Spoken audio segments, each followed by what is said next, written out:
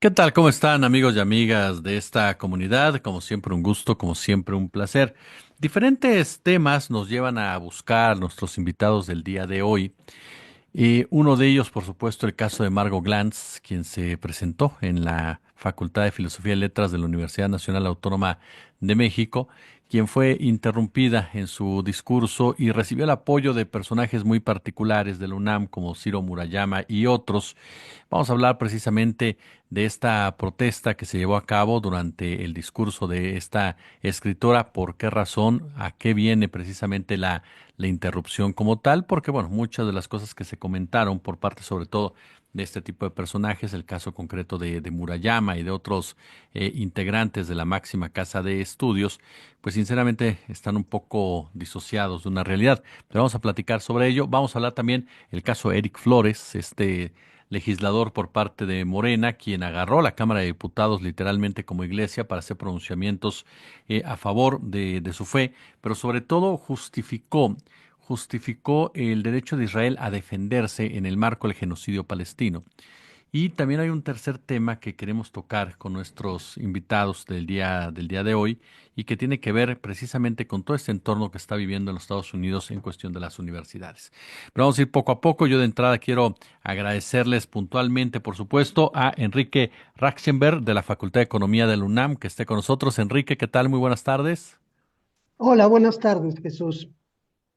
Y Andrea Mesa de la UAM Iztapalapa. Andrea, ¿qué tal? ¿Cómo estamos? Muy bien, muchas gracias por la invitación, Jesús. A ver, pues de entrada comenzaríamos con este tema de la escritora. Se presenta esta situación, ¿por qué se presenta esta interrupción? ¿Qué es lo que pasa en torno a este tema? Enrique, comenzaría contigo. Bueno, yo quisiera aclarar que esa interrupción tuvo, o como la llamas, interrupción, tuvo lugar después de 40 minutos de iniciada la charla de Margot Glantz. Yo quiero suponer que era ya casi el final de su intervención. Eh, por lo tanto, no es que hayan irrumpido en la, en la presentación de su conferencia, sino que prácticamente al final.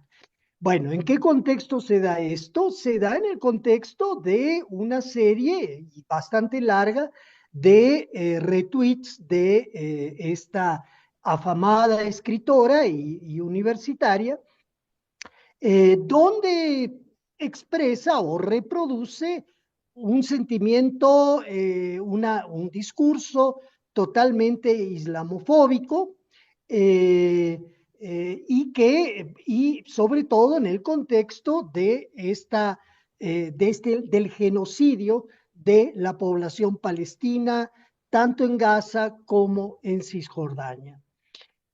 Lo que hicieron los estudiantes que se manifestaron fue precisamente eh, cuestionar a la escritora, eh, porque, bueno, ella refiere, tal, con justa razón y muy frecuentemente, la memoria del holocausto, de la Shoah, del holocausto de los judíos durante el nazismo, pero calla totalmente cuando habla de genocidios, cuando habla de violencias, cuando habla de muertes de niños, de mujeres, etcétera, de lo que está sucediendo en Palestina y que de alguna manera ella justifica. Entonces, ese cuestionamiento por parte de los estudiantes, eh, bueno, es un reclamo, eh, desde mi punto de vista muy fundamentado, de que la universidad no puede efectivamente admitir ese género de expresiones como las que difunde la escritora Margot Glantz, ¿no? Ahí está muy brevemente el contexto en el que se produce eh, esta, este acto, que efectivamente ya, eh, hizo que muchos, bueno, 93 eh, académicos, etcétera, entre los cuales se encuentran los que tú acabas de mencionar, eh, reclamando que eso fue, ese acto, esa inconformidad por parte de los estudiantes, era una manera de coartar la libertad de expresión. Bueno, eh, desde mi punto de vista, no están coartando una libertad de expresión. Reitero, es una intervención que tiene lugar después de 40 minutos de iniciada la charla. Si hubiera sido al inicio, tal vez sería factible o más legítimo alegar eso. No es el caso, ¿no? No es el caso.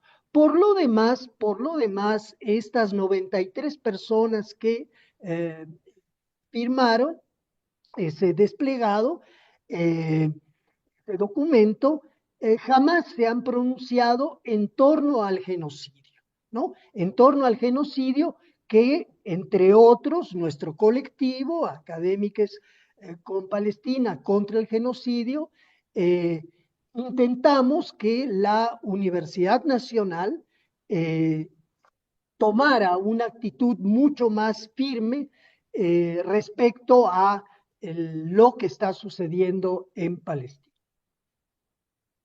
Querido Enrique, un favor nada más. ¿Te puedes de repente hacer un poquito para atrás tú de la toma? Exacto, porque te cortaste un poquito durante el momento que hablabas. Exacto. Sí, Andrea, sí. este punto que plantea Enrique, porque sí, si uno escucha lo que ha escrito Raúl Trejo del Abre y otros más, es atentaron contra la libertad de expresión, son unos intolerantes, pero como bien dice Enrique, fueron 40 minutos en los cuales se expresó una opinión, se expresó un punto de vista que por supuesto genera muchísima polémica y requiere cuestionamientos por lo que se está viviendo en el mundo.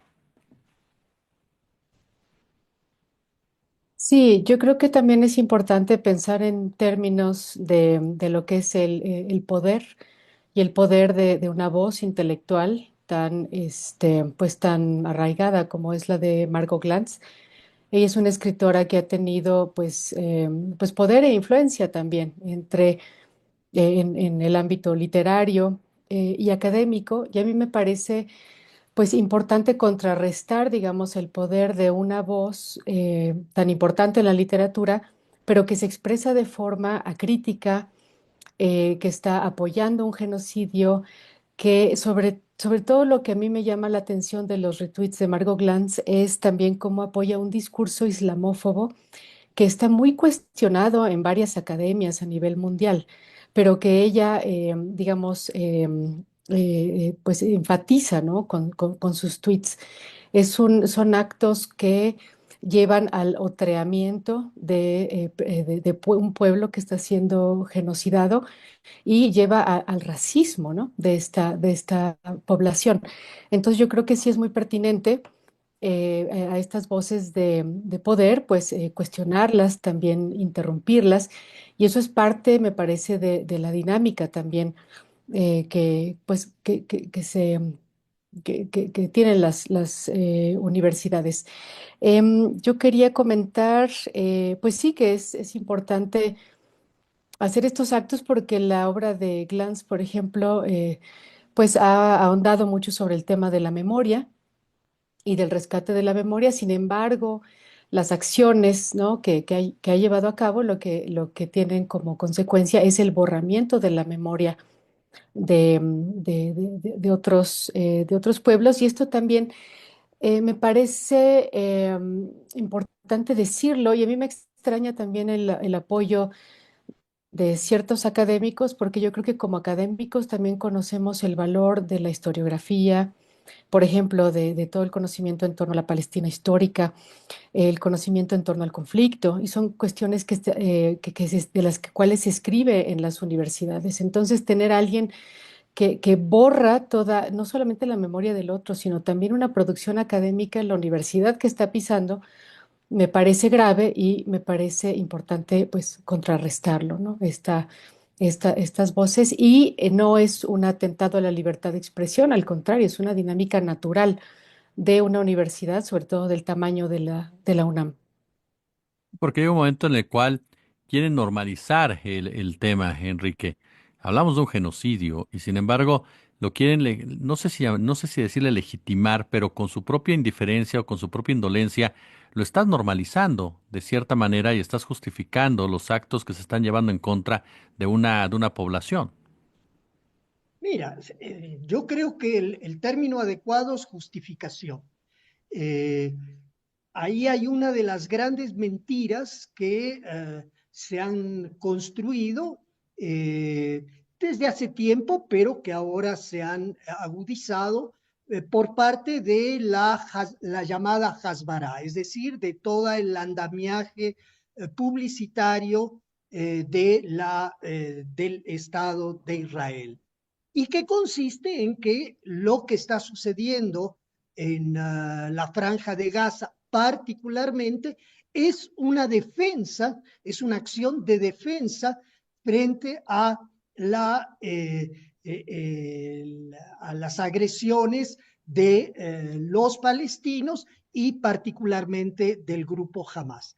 Yo no voy a defender al grupo Hamas. Lo que quiero decir y que me parece fundamental que todos, todas, lo incorporemos a nuestra interpretación de lo que está sucediendo en Medio Oriente, es que la historia no empieza el 7 de octubre de 2023.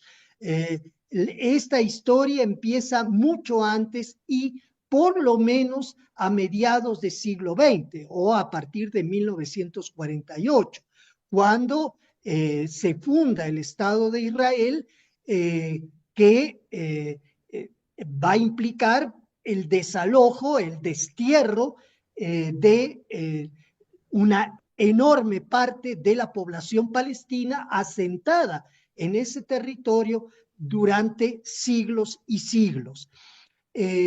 Entonces, lo que sucede el 7 de octubre de 2023 es un escalón, un hecho en una larga historia de destierro, de producción de refugiados, etcétera, y que y en ese sentido el argumento de una defensa, de una acción defensiva, de muchas acciones defensivas por parte del Estado de Israel en contra de Gaza, me parece muy equívoco. Y en ese sentido, hablar de defensa es una justificación. Y bueno, la normalización o la naturalización del genocidio eh, acontece, acontece de manera paradójica. Eh, Cuando se hace referencia a la indiferencia que el mundo tuvo durante el exterminio de los judíos en Europa, se alega que la gente no sabía. Bueno, es probable que algunos no supieran, muchos sí sabían y fueron totalmente indiferentes. Pero lo que hoy sucede en Palestina, todo mundo lo sabe. Vemos los bombardeos en tiempo real, vemos a los padres cargando sus hijos pequeños, corriendo hacia el hospital porque han sido heridos, porque han sido mutilados por alguna de las bombas. Lo vemos en la televisión, lo vemos en la computadora, en todas las plataformas, y hay una suerte de normalización y naturalización de eso que estamos viendo, que es una verdadera, que es una masacre, que es un genocidio. Esa es la paradoja y creo que en ese sentido tenemos que repensar que cuando la gente ve algo, inmediatamente reacciona. No, a veces la ve y la asimila como algo totalmente normal y justificado, por supuesto. Esto nos lleva al siguiente punto, Andrea. El caso del diputado de Morena, de este señor Flores, que es un hombre que está relacionado con actos muy cuestionables, desde su justificación que hizo de los paramilitares que atacaron en Chiapas en la época sedillista y posteriormente en otros episodios, hasta el caso de Samir, por supuesto, fue uno de los personajes que más presionó, cuestionó a Samir desde una óptica de rechazo a las protestas del activista, y ahora esta declaración en donde él dice: yo no estoy justificando ningún tipo de genocidio, pero entiendo la cuestión de la defensa de Israel. ¿Cómo valoramos el hecho de que un diputado de un partido, el partido que está en el poder, se exprese de esa forma? Sí, bueno, desde mi perspectiva, desde mi punto de vista, como alguien que también ha estado, pues, en, investigando temas que están relacionados con las religiones, yo quisiera responder de la siguiente forma. A mí me parece que hay cuatro puntos muy graves que el diputado Hugo Eric Flores, o cuatro actos o cuatro consecuencias de su actuar que sí son muy graves, y que voy a mencionar ahora. Me parece grave que él utilice su espacio como diputado para expresarse en favor de una ideología imperialista, colonialista, es decir, todo un proceso de colonial imperial que conlleva a la limpieza étnica, al despojo forzado de una población y también pues al genocidio, ¿no? de la población gazatí. A mí me parece muy grave que él desde su posición como diputado exprese este apoyo a ese tipo de políticas que van en contra de los derechos humanos, porque aquí hay dos razones. Uno, porque esto contraviene la decisión del Estado mexicano de reconocer a Palestina, de reconocer a su embajada, de reconocer a su embajadora. Entonces aquí nos preguntamos por qué un diputado del mismo partido va a ir en contra de este acto, ¿no? Que la misma Claudia Sheinbaum ya hizo al tomarse la fotografía pública con la embajadora de Palestina. Dos, me parece en lo personal muy grave que el diputado pase por encima de la historia de México y de un pueblo que tiene una sensibilidad con respecto a la historia de la descolonización, que es propia de México y de la nación mexicana. Entonces, en México, el pueblo es sensible a la historia colonial. Las personas en México sabemos reconocer cuando lo vemos un acto de exterminio, de despojo de tierras, de borramiento de la historia, de la memoria de poblaciones indígenas. Entonces, yo creo que esto es lo que hace a México también un país especial y consciente en un sentido histórico, y que también ha construido su historia nacional pues como parte de un inacabado proceso de descolonización. Entonces, me parece que el hecho de que un diputado desde su posición pase por encima de toda esta conciencia colectiva, y del propio gobierno, para afianzar una política imperialista y colonialista que es muy afín a lo que es Donald Trump, por ejemplo, lo que está haciendo Donald Trump en los Estados Unidos, y también otros países del norte global que apoyan al Estado de Israel y que no cuestionan el genocidio en Palestina. Esto me parece muy grave, muy antagónico con la sociedad mexicana. Pero hay otros dos puntos que me parecen también muy graves del actuar del diputado. Y el primero es que al usar de cierta forma su posición y su poder, él está enviando un mensaje muy problemático a la opinión pública acerca de las comunidades cristianas en México, porque el público normalmente asocia la parte con el todo, y él lo que está haciendo es hacerse de alguna forma, el representante de las comunidades cristianas en México que son diversas, que es un fenómeno complejo, que son comunidades que no tienen un líder, como por ejemplo en el caso del catolicismo, que los católicos reconocen al Papa, por ejemplo, como líder. En el caso de las comunidades cristianas, esto no es así. E incluso, digo, yo sin ser experta en este tema, solo quisiera comentar algunos puntos, pero sin ser experta, pero también se sabe que dentro de las comunidades cristianas hay toda una reflexión en torno a los representantes de cada comunidad y los límites de representación que tienen estas personas, y también hay muchas opiniones sobre si estos personajes deben meterse o no en política.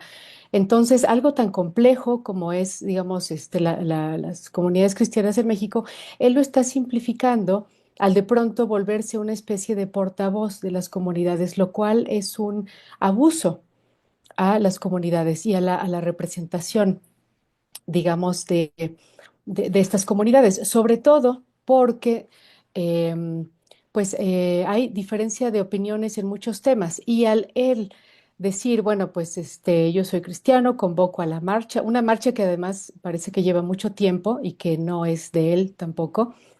Él se está apropiando simbólicamente de la representación de comunidades y de personas que pueden no opinar lo mismo, y seguramente no todos lo hacen, en relación al tema, al apoyo de Israel y al genocidio en Palestina. Entonces, este actuar a mí me parece por parte de él muy irresponsable y muy nocivo con sus propias comunidades y con la opinión pública. Por último, también quisiera mencionar otro aspecto que me parece muy grave del actuar de Hugo Eric Flores, y es que cuando él dice, por ejemplo, que él apoya el derecho de Israel a gestionar la Franja de Gaza, pero que esto no significa ningún genocidio. Aquí, bueno, además de que esto no puede ser cierto, porque obviamente un poder ocupante, si yo digo, bueno, un poder ocupante apoyo que tenga la gestión sobre un pueblo ocupado, obviamente se está dando pie a que se cometan todo tipo de violaciones a los derechos humanos. Para empezar, ¿no? Para empezar con este comentario. Pero a mí me parece muy irresponsable que el diputado lo que está haciendo es propagar una visión de una lectura de la Biblia, y está, digamos, con ello legitimando una postura que también, como ya dije en el caso de Margot Glantz, que borra la historiografía, el conocimiento histórico, etcétera, etcétera, sobre Palestina, sobre la Palestina histórica, digamos, ser vocero de una lectura de la Biblia que claramente hay dos cosas.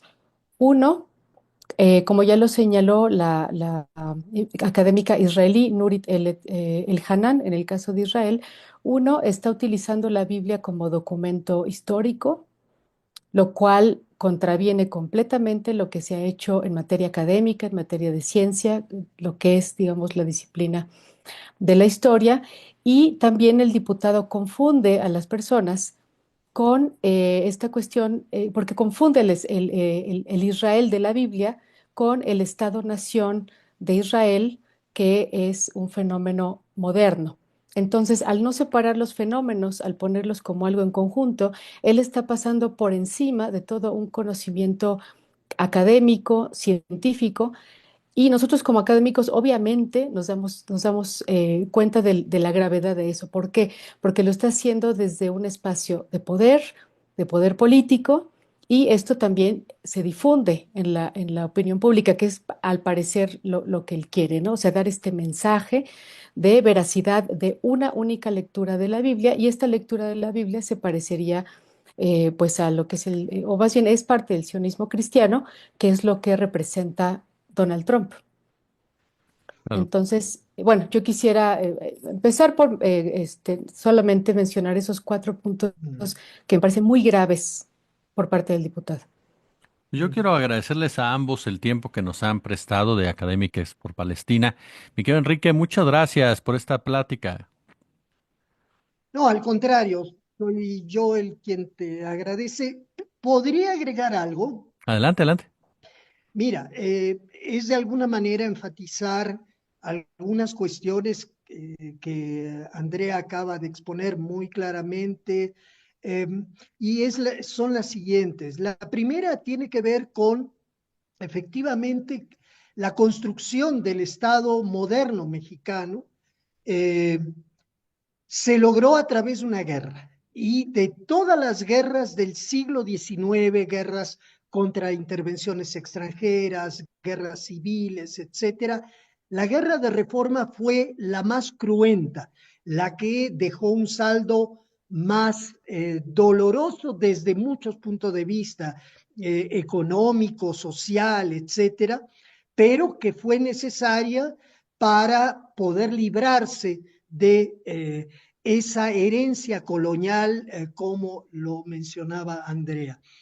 Eh, plantear, plantear lo que el diputado Flores manifestó hace pocos días significa una regresión histórica, bueno, vuelve nugatorio de alguna manera esa experiencia del siglo XIX, y que fundamentó un Estado laico, creo, y que desde nuestro punto de vista tenemos que defender.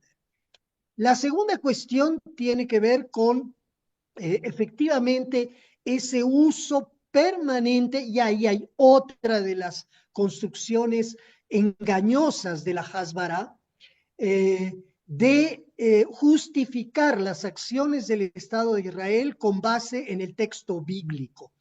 Lo dice muy bien un gran historiador y especialista, un erudito de la cuestión palestina, de la historia palestina, que es Ilan Papé. Eh, la Biblia es un texto literario, no es un manual de guerra, y menos todavía, efectivamente, coincido con Andrea, un manual de historia. Fundamentar y justificar lo que el Estado de Israel está haciendo con base en el texto bíblico es verdaderamente una tergiversación completa de lo que sucede. Tercer lugar, y con esto concluyo, efectivamente no puede sino sorprendernos, enojarnos esta declaración del diputado Flores, pero también nos resulta sorprendente que la Cámara de Diputados, y sobre todo quien la preside, no haya salido inmediatamente a cuestionar los propósitos del diputado Flores. Es una alianza muy extraña, y que nos deja muchas dudas sobre lo que Morena quiere llevar a cabo como proyecto transformador, aliándose con una de las fuerzas y de los pensamientos más conservadores que tiene México. Querida Andrea, muchísimas gracias. Sí, muchas gracias. No sé si pueda añadir algo Adelante, para adelante. terminar. Sí, bueno, aquí hay dos puntos. Yo creo que sí debemos ser enfáticos en señalar y parar estos comportamientos, porque también, y paso al tema de los Estados Unidos, estamos viendo cómo la censura en los Estados Unidos es muy fuerte, y cómo también políticos, no solo Donald Trump, sino el vicepresidente Vance, se han manifestado contra las universidades y se han manifestado contra ellas como algo que les estorba. Parece que el conocimiento les estorba de sobremanera para el proyecto político que tienen planeado, y estamos viendo pues una serie de amenazas a universidades, de financiación de las universidades, y lo más grave, el secuestro de estudiantes que se han manifestado por Palestina. Me parece que ayer también tomaron preso al segundo. Y lo que esto significa es muy grave, porque lo que están diciendo es que no van a permitir ninguna solidaridad con Palestina, y que el Estado es capaz de pasar por encima de los derechos eh, no solo de los derechos humanos de las personas, sino de sus derechos jurídicos. Es decir, están pasando por encima de visados que ya habían sido aprobados, de green cards que ya habían sido también expedidas, de ciertos permisos de residencia que normalmente no son revocables de esta forma. Entonces, hay una situación muy grave, ¿no? Que está en los Estados Unidos, que también está en Alemania, donde ya se empezaron a deportar personas que no deberían de ser deportables como miembros de países de la Comunidad Europea. No son candidatos de deportación, sin embargo, Alemania también los está deportando.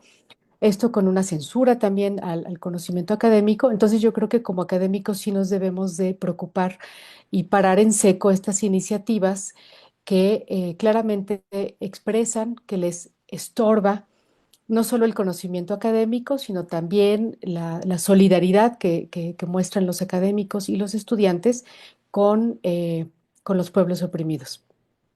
Yo quiero agradecerle a ambos, de verdad, muchas gracias por su tiempo. Gracias nuevamente, Jesús. Muchas gracias.